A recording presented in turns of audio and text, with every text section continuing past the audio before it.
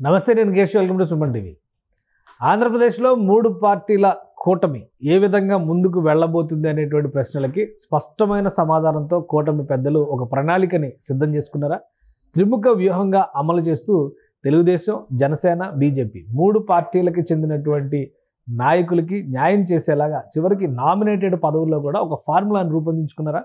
ఈ అంశం పైన ఇప్పుడు రాష్ట్రంలో ఆసక్తికరమైనటువంటి చర్చ జరుగుతుంది. దీన్ని విశ్లేషించేటువంటి ప్రయత్నం చేద్దాం. మనతో పొలిటికల్ అనలిస్ట్ చంద్ర శ్రీనివాస్ గారు ఉన్నారు. చంద్ర శ్రీనివాస్ గారు నమస్కారం అండి. 3 పార్టీలు కలవడం అంటేనే ఒక కొట్లాటలు, పంచాయతీలు, సీట్ల సర్దుబాటు దగ్గర చాలా జరుగుతాయని ఎక్స్పెక్ట్ చేశారు. మొత్తం అంతా కూల్గా ల్యాండ్ అయింది. ఫైనల్గా అధికారంలోకి వచ్చారు. ఏంటి మూడింటిని మెప్పిస్తూ అందరూ కలిసికట్టుగా ముందుకు వెళ్ళే విధంగా ఒక వ్యూహాన్ని సిద్ధం చేసుకున్నారు పార్టీ పెద్దలు అంటున్నారు. ఏంటది? డెఫినెట్గా మీరు అన్నట్టు మెప్పిస్తూ, ఎవరిని నొప్పించకుండా చాలా చక్కగా వీళ్ళ మధ్య టీడీపీ, జనసేన, బీజేపీ పొత్తు చక్కగా ఉందనేది మనం అనుకోవాలా. అంటే ఏదైనా కానీ ఒకళ్ళు ఎక్కువ ఒకళ్ళు తక్కువ అనేది కాకుండా దామాషా ప్రకారం సీట్లను బట్టి, వాళ్ళు గెలిచిన స్థానాలను బట్టి, మొదటి నుంచి కూడా ఏంటంటే గెలిచిన తర్వాత చంద్రబాబు నాయుడు వేరుంటాడు, గెలవక ముందు వేరనేది ఒక అపవాద నుంచి ఆయన క్రమేపీ ఆయన మీద ఉన్న ఇదిని తగ్గించుకుంటా వస్తున్నాడు. ఒక స్వచ్ఛమైన రాజకీయాలు ఆయన చేస్తున్నాడు. అది మనకు కనపడింది 2 నామినేటెడ్ పోస్టులో జనసేన కూడా టీడీపీ ఇచ్చిన విషయంలో కూడా కావచ్చు. ఇకపోతే మీరన్నట్టుగా ఏదైనా ఏ ప్రముఖ పోస్టులు, మన మెయిన్ నామినేటెడ్ పోస్టులు కావచ్చు, జ్యుడిషియరీ పోస్టులు కావచ్చు, ఏదైనా కానీ ప్రాధాన్యత మాకొకటైతే మీకోటి అన్నట్టే ఉంది. అదే సమయంలో ఒక సీక్వెన్సీ, ఒక ఇదనేది ఈ చంద్రబాబు నాయుడు గారు కావచ్చు, ఇటు సత్యకుమార్ బీజేపీ తరపున కావచ్చు, పవన్ కళ్యాణ్ గారు కావచ్చు, ముగ్గురు కలిసి సమిష్టిగా తీసుకున్న ఏదైతే ఈ 3 పార్టీల నిర్ణయం ఏదైతే ఉందో నామినేటెడ్ పోస్టుల విషయంలో, ఎందుకంటే 5 సంవత్సరాల పైన అధికారం దూరంగా ఉంటా వచ్చారు. అనేక కేసులు, అనేక అవమానాలు, ఆర్థిక చతికిలు పడిపోయి ఉన్నారు. మరి వాళ్ళు పదవులు ఆశించడం తప్పలేదు కదా. ఎమ్మెల్యే అవ్వాలనుకున్న వాళ్ళు ఎమ్మెల్యే రాలేదు. అదే సమయంలో ఆ స్థాయి పోస్టు ఆశించడం తప్పలేదు. అంటే పార్టీకి డెడికేటెడ్గా ఉండి మధ్యలో జారిపోయిన వాళ్ళకి కాకుండా పార్టీని కనిపెట్టుకున్న వాళ్ళకి పదవులు ఇవ్వాల్సిన అవసరం ఉన్నది. ఆ ఫార్ములాలో వీళ్ళు ఇచ్చిన ప్రపోజల్ ఏదైతే ముగ్గురు కలిసి ముగ్గురికి ఒక ఈక్వేషన్ పెట్టుకున్నారు. 100% ఉందనుకోండి. అదే టీడీపీ ఎమ్మెల్యే ఉంటే అక్కడ 60% టీడీపీ ఎమ్మెల్యేకే, టీడీపీ ఆ యొక్క పార్టీకి సంబంధించిన వాళ్ళకి నామినేటెడ్ పోస్టులు, అక్కడ అధికార పార్టీ నియోజకవర్గాన్ని బట్టి అక్కడ 60% వాళ్ళకి నామినేటెడ్ పోస్టులు వస్తాయి. 30% జనసేనకి, 10% అనేది బీజేపీ. అది ఒక సిస్టమ్. అదే జనసేన ఎమ్మెల్యే ఉన్న సమయంలో 21 ఎమ్మెల్యేలు ఉన్నారు కాబట్టి ఇదే ఫార్ములా 60-30-10 అనేది. అదే బీజేపీ ఉన్న ప్లేస్లో అయితే 50% బీజేపీకి, 25 టీడీపీకి, 25 జనసేనకి ఉన్నది. అంటే ఒక సిస్టమేటిక్గా, అంటే ఒక పర్సెంట్ నుంచి 2.5% పెరగటం మామూలు విషయం కాదు.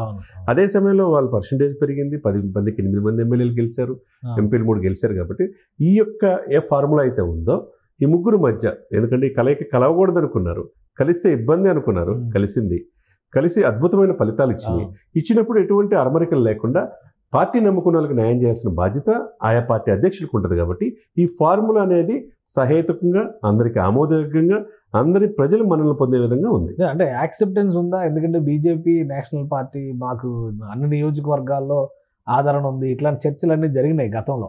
సో ఇప్పుడు గెలిచిన తర్వాత, అధికారంలో కుదురుకున్న తర్వాత ఈ పర్సంటేజెస్కి యాక్సెప్టెన్స్ ఉందా? ముగ్గురు ఇక్కడ ప్రాబ్లం ఉండదండి. ఇంకెందుకంటే ఆల్రెడీ గెలిచారు.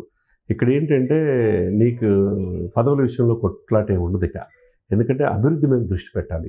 ఆ దృష్టి పెట్టినట్టే బడ్జెట్లో కేంద్ర ప్రభుత్వం కనపడుతుంది, చేతులు అందించింది. ఒక ఆపన్న హస్తం కష్టాలు ఉన్నప్పుడు ఈ ఆంధ్రప్రదేశ్కి అందించిన మాట మనం చూసాం. అదే రైల్వే బడ్జెట్లో కూడా మనం చూసాం. అలకేట్ చేసిన విధానం కావచ్చు, ఇటు మామూలు బడ్జెట్లో కావచ్చు, రెగ్యులర్ బడ్జెట్లో కావచ్చు, రైల్వే బడ్జెట్లో కావచ్చు, ఆంధ్రప్రదేశ్ ప్రాధాన్యత రోజుకు పెరుగుతుంది. ఆ పెరిగే క్రమంలో బీజేపీ తన పెద్దన్న పాత్ర పోషిస్తుంది.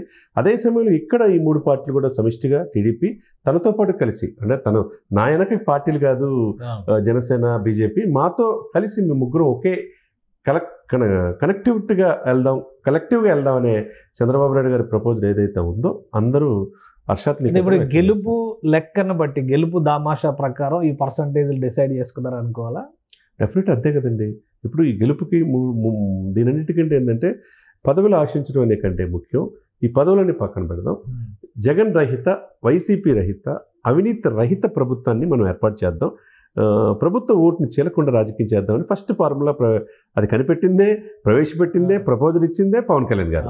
దానికి కట్టుబడి ఆయన ఉన్నాడు. ఆయన ముఖ్యమంత్రి కోసం వల్ల ఆయన ఎమ్మటి నడిచే దశాబ్దం నడిచే కార్యకర్తలు కావచ్చు, వీర మహిళలు కావచ్చు, జనసేన నాయకులు కావచ్చు, అందరూ ఆయన ముఖ్యమంత్రి కావాలనుకున్నారు.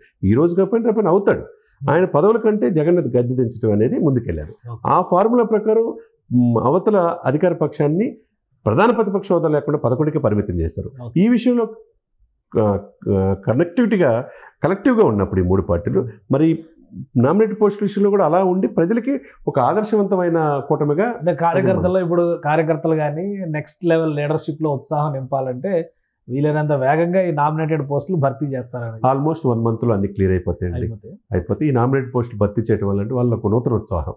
ఇంతకాలం 5 సంవత్సరాల పార్టీని కనిపెట్టుకున్నందుకు అనేక కేసులు పెట్టుకొని అనేక అవమానాలు ఎదుర్కొని ఆర్థికంగా చెతికిలిపోయిన వాళ్ళకి ఒక్కొక్క వాళ్ళు కూడా చక్కగా వాళ్ళ ప్రజల ముందు అవమానాలకు గురైన ఆ యొక్క నియోజకవర్గంలో హ్యాపీగా తిరుగుతారు కదా, ప్రభుత్వ తరపున ప్రతినిధులుగా ఉంటారు కదా, ప్రభుత్వ పాలసీలు ప్రజలకు తీసుకెళ్లే ఇది వెసులుబాటు వాళ్ళకు ఉంటుంది కదా, ఒక మంచి పరిణామంగా మనం భావించాం. థ్యాంక్ యూ శ్రీనివాస్ గారు, మీ అభిప్రాయం తెలియజేస్తుంది. ఇది ఒక కూటమిని కలెక్టివ్గా ముందుకు తీసుకెళ్లేటువంటి క్రమంలో ఒక వ్యూహాన్ని 3 పార్టీల నాయకులు కూడా ఆమోదం తెలిపినటువంటి పరిస్థితి ఉంది. నెక్స్ట్ లెవెల్ లీడర్షిప్లో ఉత్సాహం నింపేందుకు కావాల్సినటువంటి ఒక రేషియోని కన్క్లూడ్ చేశారు. నెల రోజుల్లో నామినేటెడ్ పోస్టుల భర్తీకి కూడా కూటమి నాయకత్వం సిద్ధమవుతున్నట్టుగా చంద్ర శ్రీనివాస్ గారు చెప్తున్నారు. ఇది స్పెషల్ డిస్కషన్. Keep watching.